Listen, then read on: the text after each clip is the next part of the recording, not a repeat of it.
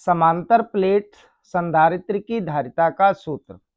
यहाँ पर हम लोग समांतर प्लेट संधारित्र की धारिता के सूत्र का निगमन करेंगे। तो देखो पहले यहाँ पर हम लोग डायग्राम से समझते हैं।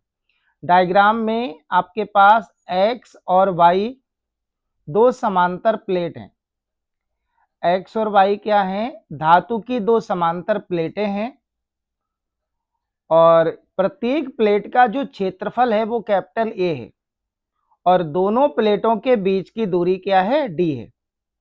अब देखो जो प्लेट X है इसको हमने बैटरी से कनेक्ट किया, यानी कि इसको जब प्लस का आवेश दिया जाता है तो बाई प्लेट पर माइनस का आवेश उत्पन्न हो जाता है और बाई प्लेट को हमने यहाँ पर पृथ्वी से यानी कि अर्थ से कनेक्ट कर रखा है।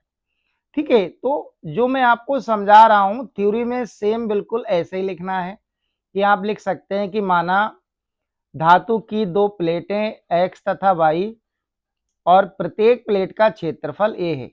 दोनों प्लेटों के बीच की दूरी क्या है? D है। और जब प्लेट X को प्लस का आवेश दिया जाता है तो बाई प्लेट पर माइनस का आवेश उत्पन्न हो जाता है। ठीक है, और बाई प्लेट को हमने क्या किया? अर्थ से कनेक्ट कर दिया। देखो यही थ्योरी हमने यहाँ पर लिखी है कि माना धातु की दो प्लेटें X तथा Y जिसमें प्रत्येक का क्षेत्रफल A है और दोनों प्लेटों के बीच की दूरी D है।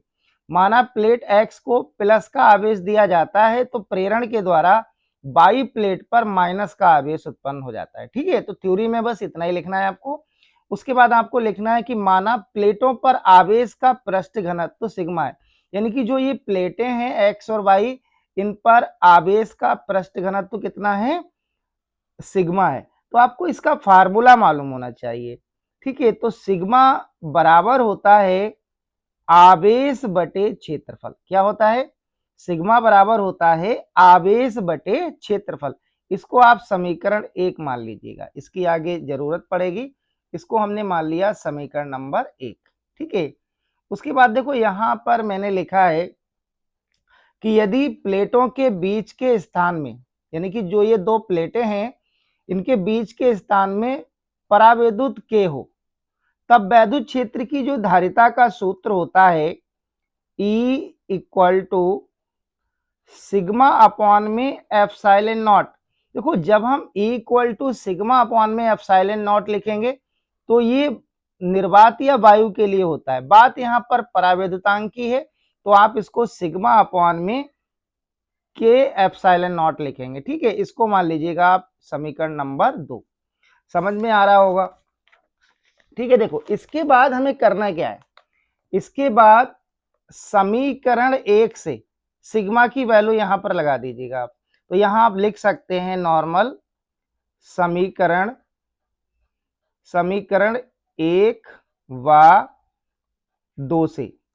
अब 1 व 2 से करने वाले क्या है? सिग्मा की वैल्यू यहां पर पुट करेंगे तो यहां पर आपको वैद्युत क्षेत्र की तीव्रता का सूत्र मिल जाएगा E इक्वल टू, अब देखो सिग्मा की वैल्यू रखेंगे Q अपॉन में A यहां पर, तो आप लिखेंगे Q अपॉन में A, ये सिग्मा की वैल्यू हो गई, और K एप्सिलॉन नॉट।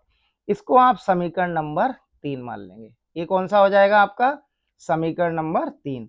अब आप यहां पर लिखना कि यदि प्लेटों के बीच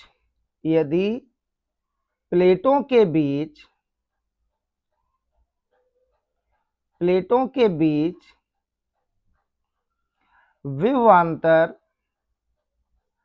V हो तो, ठीक है, अगर प्लेटों के बीच विभवांतर V है तो इसका एक फार्मूला होता है E equal to V upon में D का मतलब ये दूरी है, तो यहां से हम विभवांतर निकाल सकते हैं। ठीक है, तो यहां से जब आप विभवांतर निकालेंगे तो ये आएगा V equal to E into D आ जाएगा, यानी कि विभवांतर का फार्मूला बन गया V equal to E into D. अब देखो करना क्या है, समीकरण 3 से E की वैल्यू यहां पर लगा दीजिएगा। तो यहां से विभवांतर का फार्मूला बनेगा V इक्वल टू E की वैल्यू लगाएंगे और E की वैल्यू क्या है? Q अपॉन में A के एप्सिलॉन नॉट और इंटू में D, ये आ जाएगा। यानी कि विभवांतर आ गया क्यू डी अपॉन में ए के एप्सिलॉन नॉट। इसको आप मान लीजिएगा समीकरण नंबर 4। ठीक है, समझ में आ रहा होगा। अब आप समांतर प्लेट संधारित्र की धारिता का सूत्र लिखिए आप।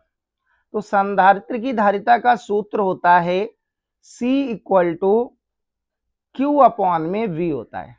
C equal to Q upon में V। अब देखो ये V जो विभवांतर है, समीकरण 4 से V की वैल्यू यहां पर लिख देंगे, पुट कर देंगे। तो यहां से C इक्वल टू आ जाएगा Q अपॉन में और V की वैल्यू लगाओ। V की वैल्यू क्या है?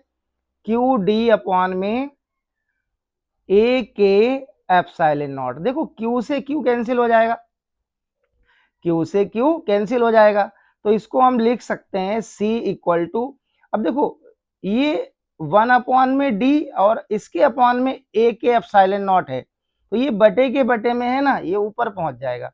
तो यहां से आ जाएगा के ए एप्सिलॉन नॉट अपॉन में D। तो समांतर प्लेट संधारित्र की धारिता का ये सूत्र आ जाएगा। इंपॉर्टेंट है, क्वेश्चन एग्जाम में पूछा जाता है, इसको आप अच्छे से तैयार कर लेंगे। ठीक है, तो ये जो सूत्र आया है ये परावैद्युतांक के लिए आया है। किसके लिए है? परावैद्युतांक के लिए। अगर आपसे निर्वात या वायु के लिए पूछे तो आप क्या करेंगे? के की वैल्यू 1 लगा देंगे, तब ये समांतर प्लेट संधारित्र की धारिता का सूत्र हो जाएगा ए एप्सिलॉन नॉट अपॉन में डी। ठीक है, तो आप ध्यान रखेंगे, इंपॉर्टेंट क्वेश्चन है, इसको आप अच्छे से कर लेंगे।